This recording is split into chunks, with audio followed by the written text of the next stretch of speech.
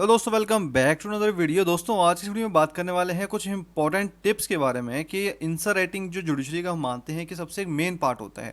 यानी कि जब भी कोई जुडिशरी का मेन एग्जाम होता है तो सबसे इंपॉर्टेंट पार्ट होता है आंसर राइटिंग का। तो उसको आप कैसे इंप्रूव करें और कैसे आप भी अपना मेंस जो है बिल्कुल इजीली क्लियर कर सकते हैं, because we know it is a very second and second phase of your examination, which is very important.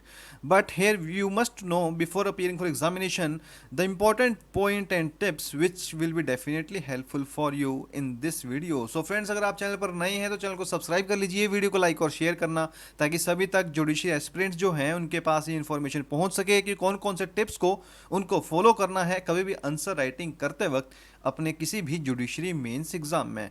सो दोस्तों टाइम को वेस्ट ना करते हुए आइए दोस्तों आज का वीडियो स्टार्ट करते हैं। चैनल को सब्सक्राइब कीजिए और बेल आइकन को प्रेस करना ना भूलें। वीडियो को औरों के साथ भी शेयर कीजिए ताकि इसी तरह की वीडियोस आप तक भी टाइम से पहुंचते रहें। तो आइए दोस्तों स्टार्ट करते हैं आज का टॉपिक और देखते हैं इंपॉर्टेंट पॉइंट्स कौन कौन से हैं।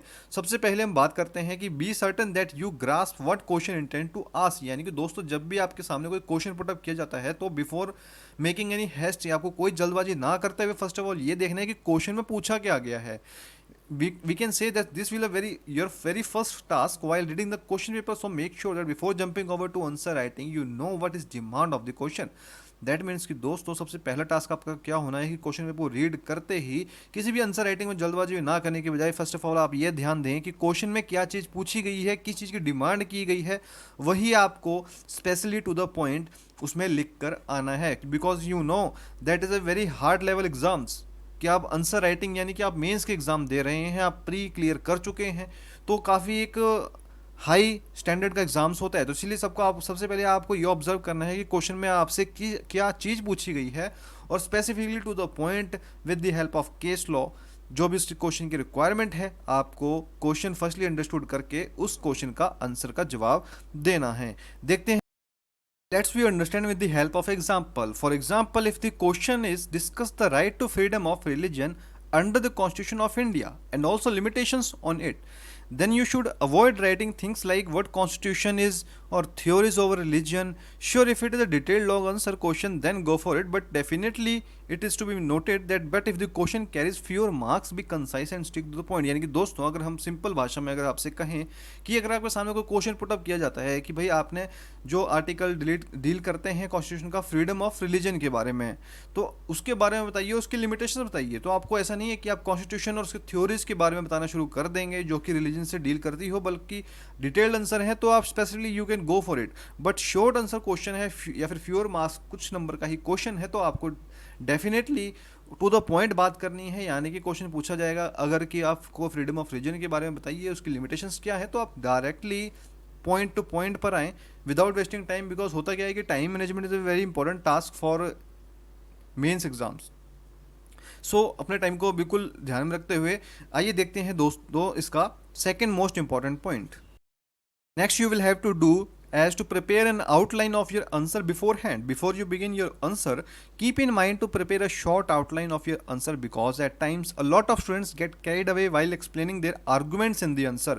At the very least, you must have a rough idea about how your answer will be framed till the last line. Also, preparing an outline before will help you to keep your answer in check and words limit and count. यानी कि दोस्तों आपको कोई भी answer attempt करने से पहले उसकी एक ड्राफ्ट आउटलाइन प्रिपेयर करनी है। यानी कि आप क्या क्या पॉइंट्स, कौन कौन सी मेन हेडिंग्स एंड सब हेडिंग्स को उस क्वेश्चन में फॉर्मुलेट करने वाले हैं। मतलब ऐसा नहीं है कि स्टार्टिंग में आपने कोई ऐसा क्वेश्चन अटैम्प्ट कर लिया कि वो अगर आपने हाफ तो अटैम्प्ट कर लिया, उसके sections meanings general meanings attempt कर लिए, लेकिन लास्ट में आपको कन्फ्यूजन कहाँ पे हो गई, उस केस लॉ को आप फॉरगेट कर गए, आपके माइंड से स्किप हो गए। तो first of all before attempting any question you have to go and prepare a outline of your answer beforehand. उसके बाद ही आपको किसी भी क्वेश्चन को लिखना है with specific instructions. Third main point is of keep account of word limit. In your mains exam, word limits play an important role as it will be mentioned for every question. So try to keep your answer within the given word limit because examiners will evaluate your answer positively when written in that prescribed word limit. As it may backfire if you get carried away while writing your answer. यानी कि दोस्तों आपको तीसरे point में ये ध्यान देना जरूरी है कि अपने वर्ड लिमिट्स को भी ध्यान दें, क्योंकि मेंस एग्जाम में आपकी योग्यता चेक की जाती है कि आप कितने कम में कोई अच्छी चीज़ को एक्सप्लेन कर सकते हैं, क्योंकि वहाँ कोई एसे राइटिंग या कोई स्पीच थीसिस राइटिंग का कोई एग्ज़ाम नहीं है। वहाँ पे जो है वर्ड लिमिट काफ़ी इंपॉर्टेंट रोल प्ले करती है। अगर आप ज़्यादा वर्ड लिख देंगे तो आपके लिए एक बैकफायर यानी कि एक फीडबैक या एक नेगेटिव पॉइंट भी आपके लिए हो सकता है। तो आपको सबसे पहले ये ध्यान देना जरूरी है कि आप जो है अपने आंसर्स को with in word limit he incorporate करें जो कि आपके क्वेश्चन पेपर में दिया गया है। और साथ ही साथ आपको टाइम का भी ध्यान रखना है, क्योंकि ऐसा ना हो कि आप एक क्वेश्चन में ज़्यादा टाइम दे दें और दूसरे क्वेश्चन में टाइम कम दें, जिसकी वजह से आपका पेपर ही ढंग से अच्छे से अटेम्प्ट ना हो पाए। तो थर्ड मेन पॉइंट जो है वो है कि भाई आपको ना अपने वर्ड लिमिट्स का बिल्कुल ध्यान देना है और उन्हीं को ध्यान में रखते हुए पूरा क्वेश्चन आगे अटेम्प्ट करना है। Fourth important point is of avoid long paragraphs. A lot of judicial officers have confirmed that they avoid long paragraphs because when compared to short paragraphs, they tend to be strenuous to read, meaning a lot of efforts is needed to read them. Try breaking your long paragraphs into a short by converting them into points। यानी कि दोस्तों जैसे कि हम mains का exam जानते हैं कि काफ़ी इंपॉर्टेंट होता है, लेकिन आपको इस एग्ज़ाम में लंबे पैराग्राफ यानी कि लॉन्ग पैराग्राफ्स को लिखने से बचना है, क्योंकि लॉन्ग पैराग्राफ का जनरल मीनिंग है कि वो एक स्पीच टाइप में क्वेश्चन माना जाएगा। और ऐसा प्रैक्टिकली देखा गया है काफ़ी जुडिशियल ऑफिसर के द्वारा कि उन्होंने ये चीज़ कंफर्म कर दी है कि भाई साहब टू द पॉइंट आप लिखिए, शॉर्ट पैराग्राफ्स बनाइए, चाहे आप 2 के 3 कर लीजिए, but short paragraphs are better than a long paragraph which contains a more than 2 और 3 पेजेस। तो आपको क्या करना है कि लंबे पैराग्राफ लिखने से बचना है, जितना हो सके टू द पॉइंट लिखिए, शॉर्ट पैरा लिखिए, वो काफ़ी हेल्पफुल रहेगा for in the main exams. तो बात करते हैं केस लॉज की। Case laws play an important part in firmly defining the arguments you provide while writing your answer. Usage of most relevant, recent, and landmark case laws might also leave an impression over the examiner, and also avoid using unnecessary case laws where they are not even required, as it will definitely leave a bad remark। यानी कि दोस्तों case law जैसे कि हम जानते हैं कि judiciary में ये लॉ में सबसे इंपॉर्टेंट रोल प्ले करते हैं, फिर चाहे वो लिटिगेशन है या कॉरपोरेट सेक्टर है, या फिर अगर आप कोई जुडिशरी का एग्जाम दे रहे हैं या फिर कोई जुडिशियल ऑफिसर का कुछ भी सीन हो। लेकिन दोस्तों केस लॉज को देखो, आपको जब भी रिसेंट नॉलेज ही होगी तो इससे एग्जामिनर्स को ये लग जाएगा कि जो बंदा है वो करंट अफेयर से जुड़ा हुआ है, वो केस लॉज को जानता है और अच्छे से गोन थ्रू करके आया है। बट आपको ये भी ध्यान देना जरूरी है कि कुछ केसेस जो होते हैं वो रिपील किए कर दिए होते हैं by our honourable Supreme Court. तो आपको उसको नहीं लिखना है जो रिपील की जा चुके हैं, अननेसेसरी भी नहीं लिखने हैं कि भाई ज़्यादा के चक्कर में आप लिखते गए। जो मोस्ट इंपॉर्टेंट केस लॉज होते हैं जैसे कि Vishakha versus state of Rajasthan, Joseph Sai versus Union of India, Lakshmi versus Union of India, such as important cases law which pertain to separate subjects, but in particular subjects, can be a very helpful for your judiciary mains exams. Next, sixth main important point is of using legal terms and maxims. Usage of proper and precise legal terms create an intelligible difference between the answer of a layman and a judiciary aspirant whose answer carries years of hard work and effort behind it. You can also prove your points or support your arguments by using a variety of legal maxim and phrases। यानी कि दोस्तों जैसे कि हम जानते हैं कि कोई भी एक जो वेल सेटल्ड या एक्सपर्टिस लॉयर उसको कह सकते हैं जो कि लीगल टर्म्स, लीगल वर्ड्स और लीगल मैक्सिम्स का यूज़ करे। For example volenti non fit injuria, injuria sine damno, damnum sine injuria, etcetera etcetera. यानी कि दोस्तों इस तरह की लीगल मैक्सिम को जो जनरली यूज़ करेंगे, जैसे ऑडी ऑल्ट्रम पॉर्टम का, या फिर अगर हम जनरली बात करें कि वर्ड एब इनिशियो, या फिर और भी काफ़ी मैक्सिम हैं जो कि जनरली लीगल टर्म्स में यूज़ की जाती हैं। तो जब आप इसको यूज़ करेंगे एस्से राइटिंग में, राइटिंग एग्जाम्स में, आंसर राइटिंग में, तो इससे एग्जामिनर्स पे एक अलग ही इम्पैक्ट पड़ेगा कि भाई साहब इस बंदे को नॉलेज है पूरी लीगल टर्म्स की, लीगल मैक्सिम की, because it will differentiate you between a general person and lawyers as well. So दोस्तों ये एक मेन पॉइंट है जो कि आपको एक जनरल पर्सन के एक अलग कर सकता है और आपके उसमें एक प्लस पॉइंट पड़ जाएगा, जिसकी वजह से आपके जो एग्जाम में नंबर्स हैं वो काफ़ी बढ़ सकते हैं। तो दोस्तों कभी भी लीगल मैक्सिम्स का और जैसे केस लॉ एक इंपॉर्टेंट फैक्टर है, उसी तरह एक लीगल मैक्सिम और टर्म्स भी एक काफ़ी इंपॉर्टेंट फैक्टर है for appearing in judiciary mains exams।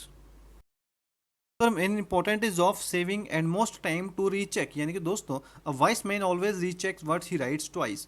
We are not sure who said this but you need to be sure of what you wrote in your answer sheets. For that purpose don't forget to save the last 10 to 15 minutes to recheck your answers for which you have invested hours in writing.